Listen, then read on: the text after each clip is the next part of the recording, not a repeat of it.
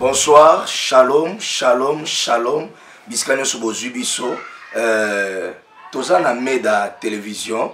Le Seigneur nous a déjà averti que Babylone Kaboyeko Salama. Je suivais l'introduction je suivais sur Facebook.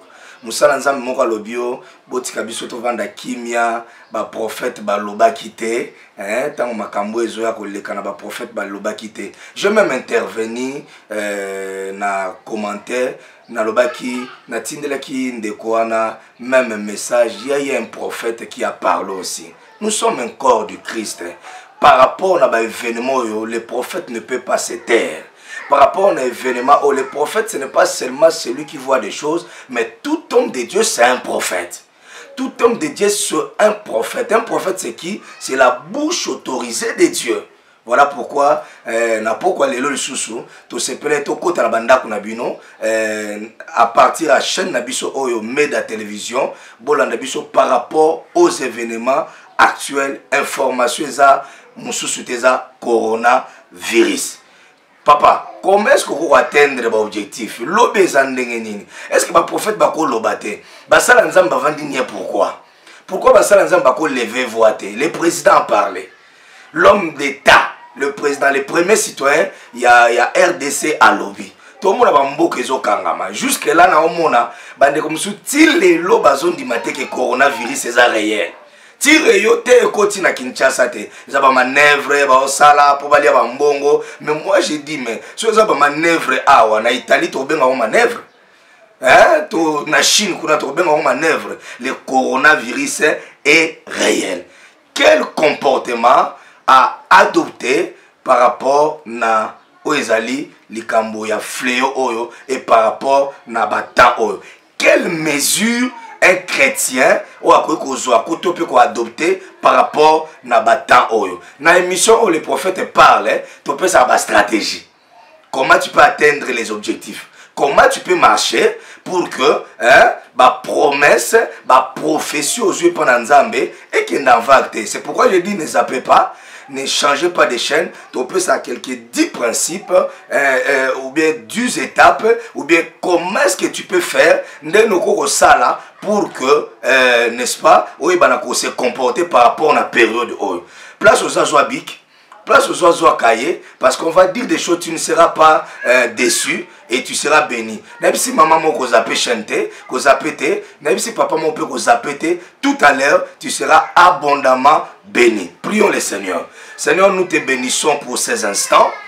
To pambolio pour na bandeko nyonso ba Hollande biso de partout, na Europe, na Asie, na Amérique, na Afrique, na Océanie, particulièrement na Congo démocratique, na Congo d'en face, particulièrement na Angola, na Luanda. Merci beaucoup na bandeko ba Hollande biso. Bible bi c'est poussé par l'esprit que les hommes ont parlé de la part de Dieu. Molimo Mosata Sungabiso na ibandeli kino na suka na kombo na Yesu Kristo ndeto sambeli bongo. Amen. Soyez bénis, soyez bénis, soyez bénis. Tous à bilingue, tous parfois en français, parfois en lingala pour la compréhension ya ba ndeko nyonso. Prophète, tu dis quoi par rapport à l'événement? Est-ce que prophète Makamboyo et ça a un rapport à la prophétie à Bible? Moi je réponds directement oui. Alors comment tu peux atteindre l'objectif? Même ça va dans un objectif n'a pas un mariage. Objectif na yo est un mariage kakate. Pendant que nous sommes sur la terre, tu peux aussi te marier. Tu peux aussi voyager. C'est bien beau, mais objectif na biso bananzambe, tu es sur la terre, mais tu n'es pas peuple Yamabele. Oh, tu es pèlerin, tu es passager. Un jour, Christ est allé pour nous préparer une place. Là où il sera, nous y serons aussi. Et très bientôt, il est en train de venir. Je bénis l'homme de Dieu qui a prophétisé ces événements. À partir du 19 décembre, il y a un homme de Dieu, un prophète, qui a déjà dit ces choses. Nzamba ebisi Eli tika fier. Nazo bisa ba docteur nyonso, ba pasteur nyonso, ba apôtre nyonso, ba sango nyonso, botika lolendo. Elita bando beta tola bingai kandi munatikali. Ngai kandi mutu nzamba lobelaka. Nzamba ibisa ke Eli, attention. J'ai 7000 prophètes oh nano,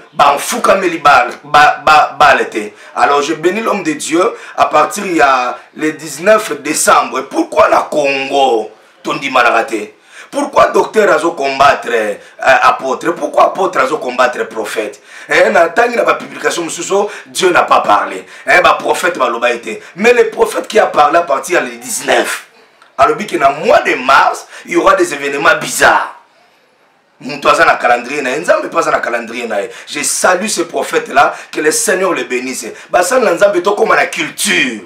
Soki nzamba lobeli mutu moto appuyer to soutenir to longwa na ba guerre to longwa na ba crise o basana na nzamba zanango afingi muninga o lobeli mabe muninga to longwa na monde wana que dit les prophètes aujourd'hui que makamba coronavirus est réel maintenir ba règlement topé ba orientation au chef de l'état précis est réel nalandi na Facebook ba pasteur na biso musu na Angola bazo regretter bakangi be église pour na nini makambo ezala sikate bien aimé eloko moko te na samoyo ezasika nyonso zo salisama lelo esezalisama na période ba Pierre bakangaka Pierre mais bato basambela na bandako na ndako Marie bato basambela nzamba tinda ba ange balongola Pierre na kati ya prison d'une manière miraculeuse yo mtozo landanga coronavirus est réel maintenir ba soin donc ba règle d'hygiène Soukoula Maboko,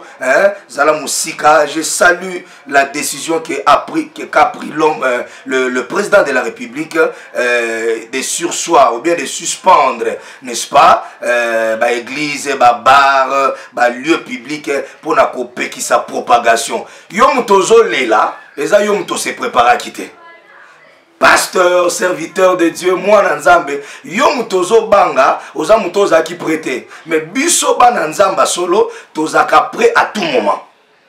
Nous savons que l'enlèvement peut venir à tout moment. Maintenant, la phase autocomi, et ça, Mokanda, il y a Luc chapitre 21, Yesu explique nyonso.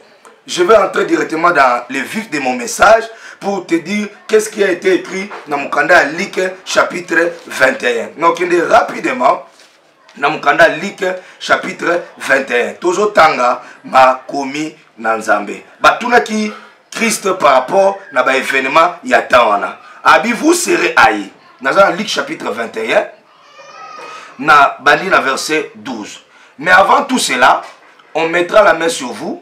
On vous persécutera, on vous livrera aux synagogues, on vous jettera en prison, on vous mènera devant les rois, devant les gouverneurs à cause de mon nom. Cela vous arrivera pour que vous serviez de témoignage. Mettez-vous donc dans l'esprit de ne pas prendre votre défense, car je vous donnerai une bouche et une sagesse à laquelle vous allez répondre devant les adversaires. Vous serez livrés même par vos parents, par vos frères, par vos proches et par vos amis, et ils feront mourir plusieurs d'entre vous. Vous serez haïs. Tokin verset 20. Lorsque vous verrez Jérusalem n'a sauté, Tokin verset 22, car ça seront les jours de la vengeance pour l'accomplissement de tout ce qui a été écrit. N'a sauté du sous-sous. Tokin verset 25. Il y aura des signes dans le soleil. Il y aura des signes dans le soleil, sur la lune, sur les étoiles, sur la terre. Il y aura de l'angoisse chez les nations qui ne sauront que faire au bruit de la mer et au flot. Les hommes rendent l'âme par rapport à la terreur dans l'attente de ce qui surviendra pour la terre, car les puissants, les puissances des cieux seront ébranlées. Alors on verra le Fils de l'homme venant sur une nuée, une puissance et une grande gloire. C'est ça ce que la prophétie a dit. Dans Luc chapitre 21, le Seigneur nous a déjà prévenu que ces choses allaient arriver. Voilà pourquoi j'ai dit à quelqu'un, tout ça, ce sont des signes précurseurs de l'avènement de Christ. Toi qui es en train de rêver, je te dis, Jésus revient bientôt. Tu dois te préparer.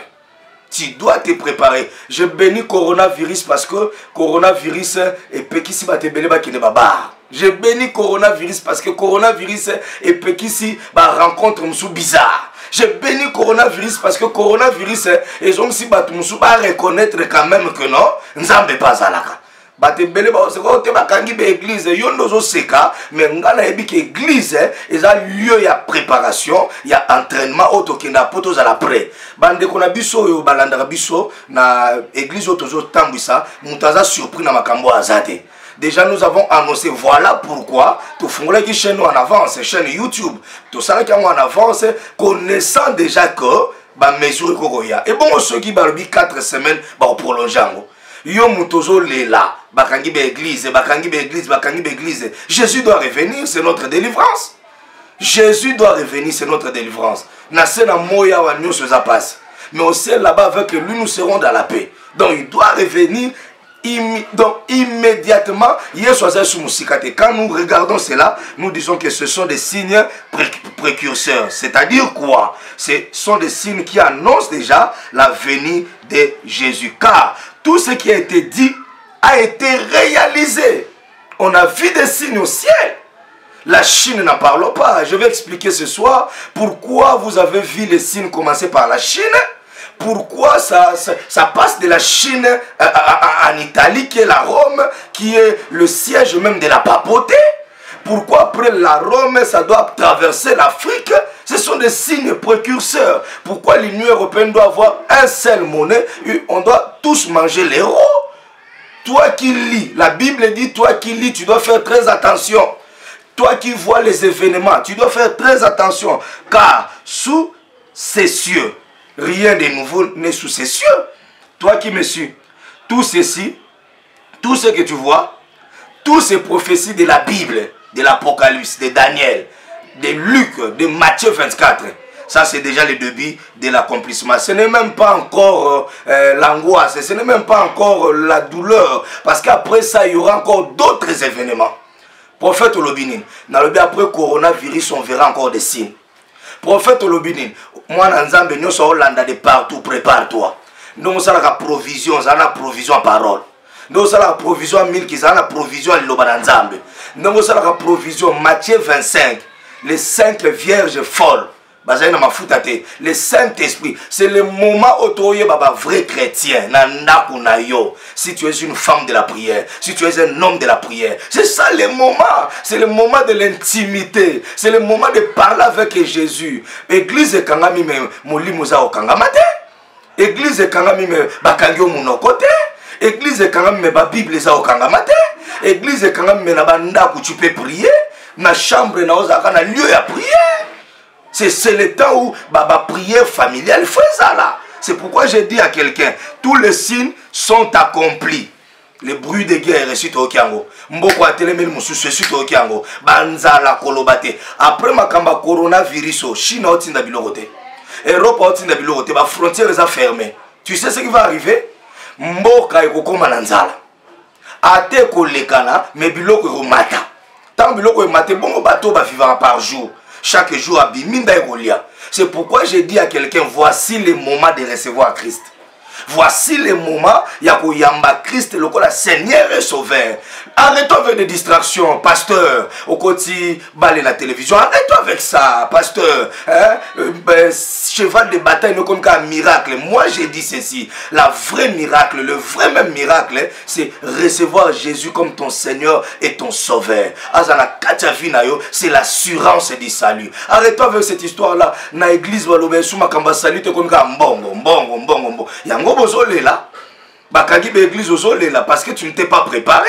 Tant on se préparer, tu ne t'es pas préparé financièrement, mais spirituellement tu ne t'es pas préparé. Yango ozole là. Pasteur, prophète, olobi nini. Yo ozole là te nabi non. Je savais que makambo esengelo ya. Mais je ne suis pas seulement la bouche auto. Nazanga mon côté Dieu a dit à Élie. Adoza yo mon côté nazana 7000.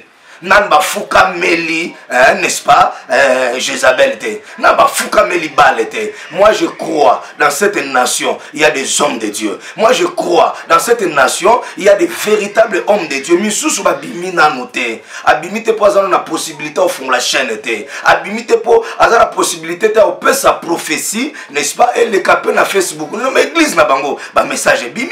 Nous étions une fois, je salue le révérend Ibanda Glody, place azana Lubumbashi. Nzamba Pambolaye, nous étions une fois avec lui à la montagne. Je crois que c'était le mois de décembre. Makambo Nyonso, le Seigneur l'a dit. mais biso to na chaîne à télévision internet ba chaîne mususu to et puis ba véritable prophète baza ba travailler mingi dans l'ombre. Les lobos surtout cas professeur le 19 obi et monani na ndeko nzamba pambola place azali o apesi professeur le 19 abi ange moko au téléma na mois de mars yondo zo surtout kelango yondo zo kamango mais demandez aux hommes de Dieu qui sont intègres sincères pasteur Glody révérend Glody que je salue alors que non nous ne sommes pas surpris de ça. Nous saluons l'ainsi dit le Seigneur na monoko ya ndeko a prophétisé qu'il est 19 et place azali na pamboli lisusu na pamboli pe église na lisusu. Moi je suis de ceux-là naza d'accord ton dimanaka vivant. Basala nzamba Congo bandi malade ndi makamuninga vivant. Et longo kriza basala nzambe kotina bandimi bandi manakate. Ate loko za couleur pembe ya loba za noir. Ata muta sali makamba malama loba asali makamba mabe. Oh courso ezaka rapport à l'église, bah viser l'église, oui bien sûr, mais le diable n'a plus de temps. Le diable est en colère. Il reste un peu de temps pour y agir. Voilà pourquoi je dis tous ces signes sont accomplis pour nous montrer que très bientôt Jésus est déjà à la porte. Alors les chrétiens, quand tu regardes ces choses, quand tu regardes le monde, c'est le moment de rentrer à la prière. C'est le moment de veiller. Veillez à l'église, veillez na sepeli makasi, ba na classe ba na ndako, ba universitaire ba na ndako, ba tu ba sala ka ba na ndako, ba pasteur tozongi na bandako. C'est le moment où tu es bakabana nzamba solo yango. Moi je suis dans la joie. Je salue mes enfants en Afrique du Sud. Je salue mes enfants en Europe. Je salue mes enfants en Angola. Je salue mes enfants. Bon s'abonner massivement à Meda Télévision. Bolanda Bisso. Je salue mes enfants. Papa, depuis Kalano Fungolate pour Nani, Oyoko Fungolaka, na veille à l'événement. Yo kanisi muto fungoli siko. Est-ce que YouTube est bandadelo? Et bandaka na papa. Muto fungoli siko, c'est-à-dire azaki na information mususu en avance. Yango na bandi webisa batu nyonso so la ninga na Facebook s'abonner déjà. Siko bato bazana ba chaîne à télévision te. Ba pasteur bozana ba chaîne à télévision te. Facebook mona ngo ba démon. Si moi sur Facebook, ils utilisent Facebook pour propager l'évangile. Il reste une seule promesse. Que la parole soit prêchée partout. Après quoi viendra la fin. Mais je vous dis, Christ est déjà à la porte. L'enlèvement est déjà prêt. Dans l'Apocalypse, tout ça, il faut changer l'évangile.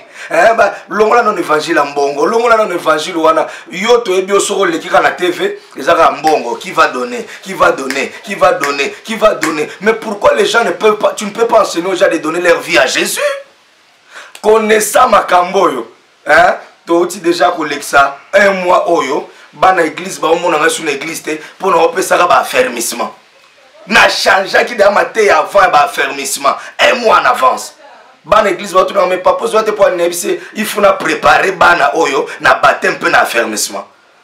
Mouto a averti tout homme de Dieu, il sait que tantôt l'exa ezamabe. Alors il faut beaucoup prier. Yom tozo landanga, celui qui persévérera la prière, tu seras sauvé. Je dis à quelqu'un, tu ne mourras pas. Je dis à quelqu'un, coronavirus c'est quoi atteindre yote. Okoyoka, tu entendras parler. 10 000 bako à la gauche, 1000 à droite na yo. Toi tu ne seras pas atteint. Le Saint-Esprit est là. Yendazo pekisa que l'antichrist a yako régner. Mais très bientôt. Très bientôt, je dis à l'église, qu'est-ce que le prophète nous dit? Je dis à l'église, nous sommes 23 heures passées de 45 minutes. Na horloge prophétique en Zambie. Nous sommes 23 heures passées de 45 minutes. Quand on a une ère logique, mais na horloge prophétique, tu as déjà 23 heures, la nuit est avancée. Très bientôt, Moutoumoko Oganga, voici l'époux. Oya kozala mafuta na kati ya mwinda na ete. O molimo musanto kozala te, tu resteras. Nazoka mawa parce que soki pilote ana banga enzambe. Ko pilote azaki mutabanga enzambe. Soka enlèvement ye. Pilote na ko pilote bakei. Bino ba passager bo banga enzambe te ka ko finga ba pasteur. Ka ko tongaka. Ko laksa baninga musumu sapi ndio yoza malamu. Osuka wapi? Kotonga, koloba mabe. C'est-à-dire, on a une émission précédente, aux pasteurs, serviteurs de Dieu, il y a riposte kaka. Parmi les 5 dons des ministères, il y a un 6e, il y a s'attaquer kaka, il y a riposter kaka. Il y a Est-ce que les enfants de Dieu ont besoin d'écouter tes bêtises, d'écouter oh yokoto asalakibo, oh koto asalakibo? Est-ce que les gens ont besoin de ça? Je n'appuie pas les bêtises. Dans le but de condamner ma bé, mais de tika ba guerre à ma personnalité. Hein? Et ça va passer monsieur. Quand ça peut chanter, au moins appelle que non Matteo azolobela. Alobeli fio ana bandal. Matteo azolobela, alobeli muto alimete. Matteo azolobela, alobeli muto ana songol. Ato tangi kombote to ebi ke ndengo lobela boy. Matteo ano nyonso za basé kana fio ana bandal. Est-ce que tu as préparé ton église? Voilà pourquoi nous les enfants de Dieu, nous devons prier. Soyozo rêvé, Sénat américain, et s'est adopté. Il a déjà adopté un projet de loi dans la période Obama pour exiger à tous les Américains que base à la implanter na puce moko pour la identification avant qu'il n'y ait pas son hôpital. Très bientôt les Obima. Webi mutuka la plus chère, il y a Obama. Comment on va hein? Ils ont informé, les cabos ont informé, ils ont regretté. Coute moi nanzamba solo na période où tu allais faire bando sepela. Na période où tu comme il faut bando ma délivrance n'est plus loin. Moi nanzamba solo déjà awa na période où ebinga inde bakangi boy. Hein? Des places na moni pena qui non na multiplier sous communion. Yom tozo kanga répand-toi encore. Change ta vie. Change ton comportement et Dieu ne manquera pas de te bénir. Alors, au moins, la radio fréquence et contrôler chaque moutou, chaque Américain. Hein? Ce sont des choses qu'Apocalypse a dit par rapport à 666. Et ça déjà, on a bien aimé. Nous avons dit que coronavirus est vrai. Le prophète a dit quoi? Le prophète a dit coronavirus est vrai. Moi j'ai dit coronavirus c'est vrai. Et ça parmi les signes. Réfère-toi à Maramba Égypte. Réfère-toi à Maramba Moïse. Au monde qui m'a empêché bima. Lèpre bima. Peste bima. Au monde qui m'a kila maï bongwana makila. N'est-ce pas? Alors nous disons que coronavirus est vrai. C'est ça ce que nous disons. Alors sors dans la distraction. Sors dans la distraction toi qui me suis. Bima na kati ba vieux na mabe, bima na kati distraction, yo zali pamboli po na yo. Alors banga nzambe. Hein? So ibatu ando banga nzambe papa. Papa so ibatu ando banga nzambe. Nde ba banga coronavirus. No mona batu nyos ba cash. Batu nyos ba kangi zolo. Batu nyos on ngopeza mtu mara ko simbate so batu nyos ba banga kalisumu. Nde ba banga coronavirus. Même Satana alngoza l'inquiéter. Même Satan va inquiéter. En tout cas, merci na coronavirus. Au sungi biso mutuna mutazonga giga. Deba kino balwaka mutuna mutazonga giga. Yo mtondi matin coronavirus c'est vrai. Mais moko va dire kaba. Il y a ancien président nabiso. Aza tenango. Landa ba information. Oza pasteur il y a Novelas. Olanda Novelas Marina. Il y a l'andaka d'information. Un homme de Dieu, c'est celui qui a la connaissance. Un homme de Dieu, c'est celui qui s'informe à tout moment. Par rapport à l'événement, les prophètes n'ont pas parlé. C'est toi qui dis que les prophètes n'ont pas parlé. Yo kindaka na l'église à Moutouma comme côté. Na kamo église nous avons na coin wana. Yo kanisi kozana ba information ba église nyoso. Na saluer, na omona ba vieux mususu ils en ont déjà parlé. Ils en ont déjà parlé. Na sala na culte à ma personnalité. Mais je salue mon ami de tout le temps, évangéliste Paul Lowango.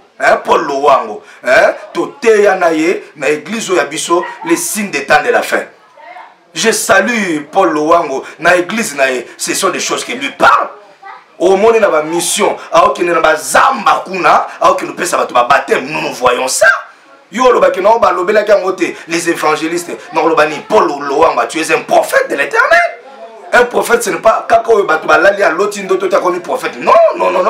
Un prophète, c'est celui qui parle de la part de Dieu. Yom dozo douté. Je te dis, Batumsu baza touché awa na coronavirus. Na Chine, Batubazo Koufa. Batubaza mise en quarantaine. Na Italie, Kolobate.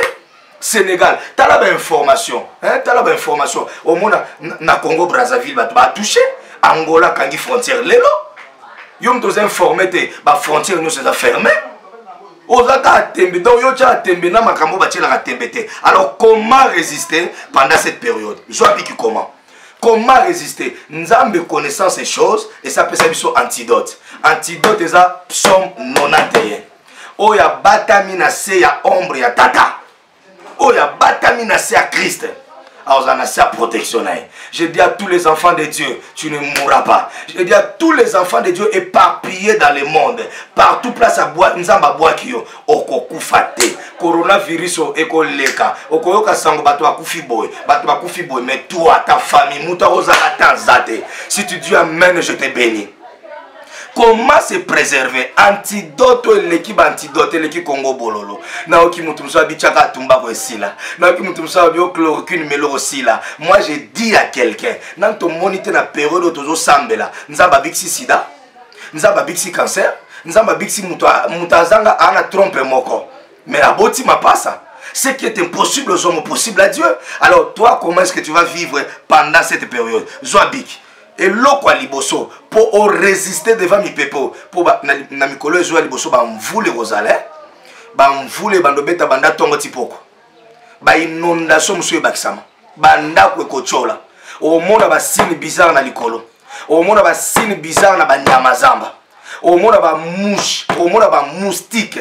À part l'épidémie, il faut se préparer. Na ba oba ba na nzambe boye ba keno après événement oyo ba obi sabino to chabino ba vaccin. Moi, Nzambe averti déjà que non, biso to kota la katia makamba ba vaccin wana te. Comment se préparer? Ya liboso, zala Nzambe. Tika bato ba rêver, bien aimé zala Nzambe. Ya mi balé, c'est le Dieu est notre refuge. Atanandako, acte chapitre 12, kende tanganandako, acte chapitre 12, Pierre à la prison, menandako à Marie, yom tolo église, tangana 1 Corinthiens chapitre 6, kende la verset 19, remarquez qu'on a babi, nous sommes le temple de Dieu et l'Esprit de Dieu habite en nous. Véritable temple, c'est le corps du Christ. Yom tozola nanga mwana nzambe, ata pasteur azalite, yom oza temple. C'était pour préparer. C'est pour préparer. Molimo santo yambeza mafuta entretenir ango n'attristé par le Saint-Esprit. Yami balé nzambe refuge na biso. Toi qui es en train d'écrire, écrivez Dieu est notre refuge. Il est notre forteresse. Seul Dieu va te protéger. Hein? Seul Dieu va te couvrir. Ndenge soso bomba kabana na ye. Coronavirus est na Congo, et aux en Europe, et aux en Asie. Mais toi qui me suis un enfant de Dieu, tu seras protégé. Mon Dieu, c'est lui qui me dit Amen. Ni ton enfant, ni tes frères, ni ta famille. Biso photo sambe la pour la bande de biso bana beni. Bande de biso bana France, France. Aux zones du matin coronavirus c'est ali. Aux zones de aéroport, il y a France bakangiango. Et comme vite, bat ba ko la banda. Oh, comme en France, oh, le boté to copier. Frère, 1800 personnes va couper en Italie. Coronavirus, c'est ça, plus de 1 million en quarantaine. Yo za musala nzamba ndeni. Yo zo ta la montre tendengenini. Ozo iba ero to za tendengenini. Ero to za leza era opesa bana nzambe biloko o esengeli pour nous préparer bango. Troisième, yeba ke nzambe kaka nde aza fidèle. Kisi vaccin, makamba ba homme politique. Accroche-toi à Dieu, c'est le Dieu fidèle. Même si ton mari est fidèle, même si les hommes politiques resteront fidèles, nous ne regardons pas les hommes politiques. Mais toute autorité, le rôle est Nzambe, l'église a été kangami. Bissonetina Meda, dimanche. Tozalawana, Banda Tongo, Tina 17h, le prophète reçoit. Tosangi Sabatute, culte zate. Mais le prophète reçoit nazala te tanka bakangi ba église on azomona batu ba oleka na église na ngai bazotika ba dim bazotika ba offrande bazotika ba vena bango mona muta koti akafuka melikolo ya hôtel mystère ya hôtel ezali musala nzambe to ba serviteur église eza esika tokenda koyekola mais na kati église wana eza sanctuaire nzambe ata prophète azati okokende yo moko osambeli 5 minutes yo moko babi par rassemblement à plus de 20 personnes était olongo telemela mokonza mboka soko zo rêver ba okanga yo yo mtongo ko sa kilte dimanche changer ba okanga yo changer yo mtona baba bongola motema na c'est le moment. Alors troisième qu'est-ce que je dois faire prophète? Attitude abana nzambe nyonso na pesi mbote mingi na journaliste munena mboko yo journaliste munena mboko yo plate ta vision na benga ke n'est-ce pas na benga ke chasseur d'image hein, n'est-ce pas? Nzamba pambolae place azali. Donc merci beaucoup na bandeko nyoso bana sima caméra na bi yo muto wa mwana nzamba olandanga partout ko banga te. Longola ko banga.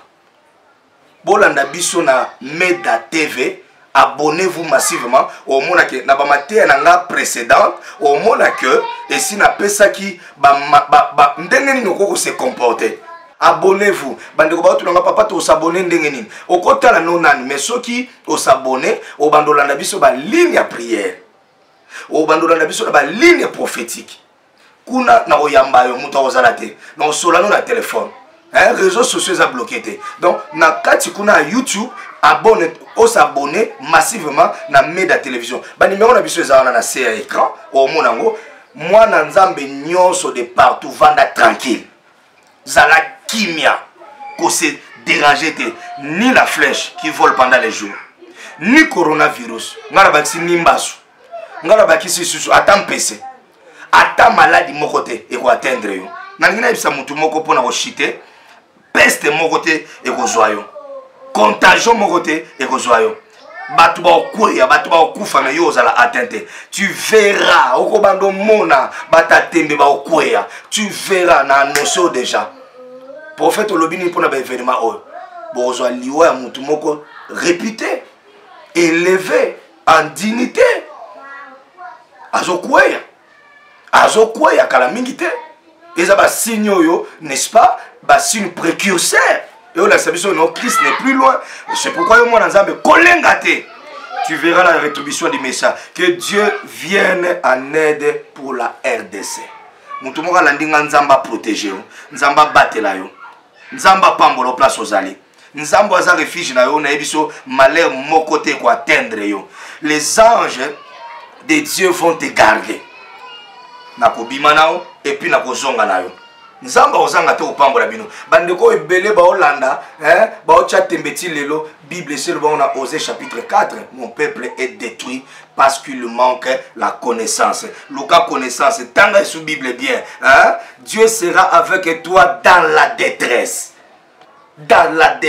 na kacha difficulté na bisa mona nzambe moko okozanga koliate okozanga komelate situation oyo koleka mais nzamba o soutenir yo tika nzamba pambola bino nzamba pambola bino je crois TV za radio T et puis TV c'est le temps après mission oyo na ngaka na pesa programme il y a commerce koko atteindre biso pendant ba semaine ya quarantaine.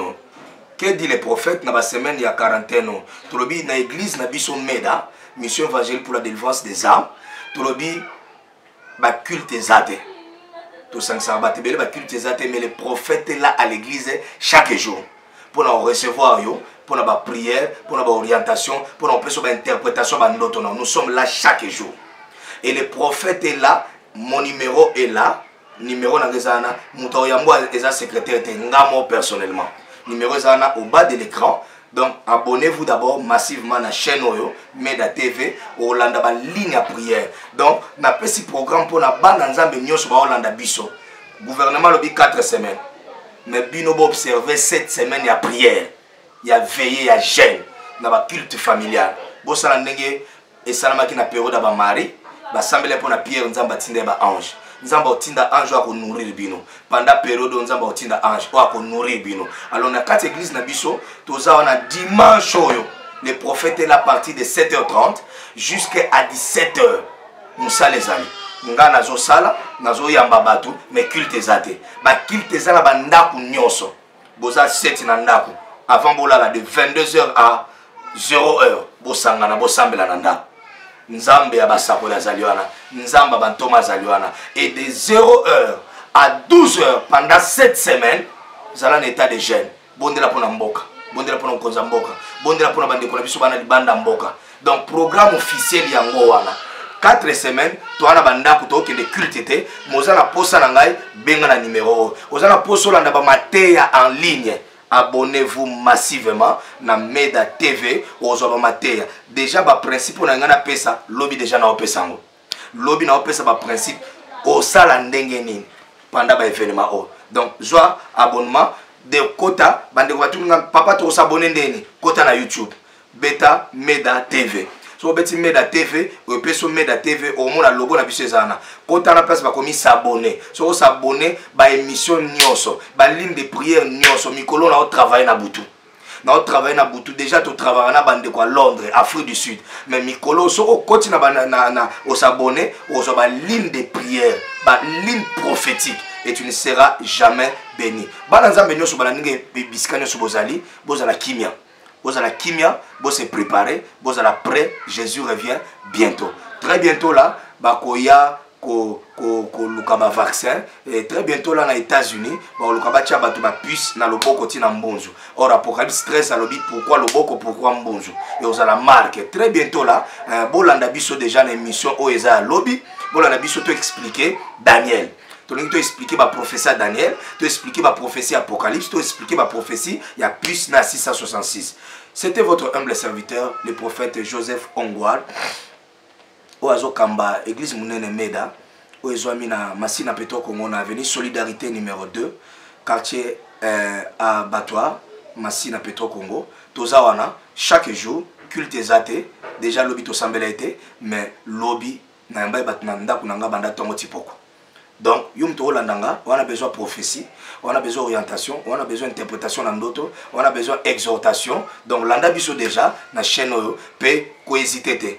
Tobi, kota na groupe na biso pe WhatsApp, n'est-ce pas, les amis de Joseph. Kota na groupe na biso to pe ça va programme nyoso kuna et tu nous verras là-bas et aux ali pamboli. Muto nyoso nga azwa ba orientation, on a vu on peut ça signe à 666 qui est comme 23h45. Tant ici, la nuit est déjà avancée. Dans le Blanco Lobby, une émission. Prenez rendez-vous avec moi demain. À partir il y a 12 heures.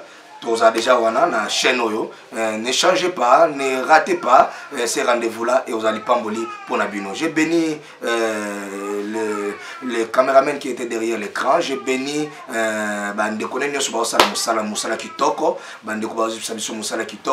merci beaucoup. L'émission précédente, parce que tout ça, l'émission dans le bureau. Émission na pembeni to bando ça la coureuse à la quitter groupe Ndekotaki. Veuillez vraiment nous pardonner par rapport à ba incident on a mais to ça la kachanda ku je bénis plata musala nzambe munene pambolama na pamboloto surtout kate lobby à partir à 12h landa biso to pesa ba marque signe à 666 et lokoni ne au salama. Que dit le prophète? Landa biso na émission na biso, que dit le prophète? Que le Seigneur vous bénisse. Je vais prier pour les familles, je vais prier pour les gens qui nous suivent de l'Europe, de l'Asie, de l'Amérique et je vais prier pour vous. Approchez-vous devant l'écran. Approchez-vous devant l'écran. Na lingi na lancé appel na mutunyo so nanu ayambi Christ était. Voici le moment. Oh yamba Christ le Seigneur est sauveur na vie na yo. Pour ça na pemben écran. Tu vas faire une prière, une courte prière avec moi ensemble. Prions le Seigneur. Tu vas répéter après moi. Prions le Seigneur. Seigneur Jésus, Naoki Malobanayo, Lelo Naza touché. Je veux t'accepter. Je t'invite maintenant dans mon cœur. Selon Apocalypse 3:20. Olobi soki moto abeti soki obeti porte na motema moto mota fungoli yoko kota boko souper na ensemble lelo zala maître nanga zala seigneur nanga zala pe sauveur nanga molimo mosantu kamba ngai tambwisa ngai kolo Yesu Kristo zala kolo ya vie nanga zala mokonzi ya vie nangai zala mobikisi ya vie nangai kamba vie nangai tambwisa vie nangai na tambola na se na makolo na yo na kombo na Yesu Christ. Je vais prier pour tout le monde qui m'ont suivi. Une petite prière que tu as fait là, le Seigneur est déjà entré dans ton cœur et moi je vais prier pour les malades. Mutozo bela olandangai de partout, au Kenda culte hier, je vais prier pour toi, toi qui es malade. Mutazo bela, mutoza na problème, mutoza na kimiate, je vais prier pour toi. Éternel notre Dieu, j'ai béni mon frère et j'ai béni ma soeur. Bande konyo so balandinga partout dans le monde. Bible bilo boko na nzambe za mukusete. Commence à toucher na fléau à coronavirus. Je sais qu'ils ont récupéré ba oyayo. Redresse ceux-là qui étaient courbés. Guéris ceux-là qui étaient malades. Bénis ceux-là qui cherchent en toi leur refuge. Soutenir Baobaza faible. fortifier ba lembi. Bikisa mutu nyonso obela, peu importe sa maladie. On a eu chance à kolandanga partout. La Bible dit la foi vient de ce qu'on entend et ce qu'on entend vient de la parole de Dieu. Nengo yokinga, toi qui es malade, sois guéri. Toi qui avais des problèmes, reçois la faveur de Dieu. Toi qui les portes étaient fermées, reçois la faveur de Dieu. Nzambe relevé ba oyayo. Telemisa basali, pambola mboka Congo. Mutu nyonso alandinga de partout, pambola ye. Mutu nyonso alandinga de partout, visitez. Bandeko nyonso bana kati ya bandaku na programme on a passé à 22h01. Il y a jeûne pendant 7 jours de 0h à 12h. Molimo mosantu na mitema na biso. Molimo mosantu kokamba programme. Bana nyonso amedo balandinga partout dans le monde. Nzambe toza bomoko. Nous sommes le corps du Christ toza bomoko. Je vous bénis. Que la bénédiction d'alliance et la partage na bino. Nous croyons que le Saint-Esprit va nous fortifier et va nous consoler. Pendant cette période, il y a quarantaine, période il y a passo. Que le Seigneur vous bénisse de partout là où vous nous suivez. Au nom de Jésus-Christ, Amen. C'était votre humble serviteur, le prophète Joseph Ongwal. Nous allons nous voir demain, sûrement demain, Poto Panza Daniel, tu fais ça éclaircissement dans l'Apocalypse, tu expliquer bateau. Prophétie, il y a 666. Prenez rendez-vous avec nous demain à partir de 12h sur cette même chaîne. Ne zappez pas, ne ratez pas. Que le Seigneur vous bénisse. Ciao, ciao.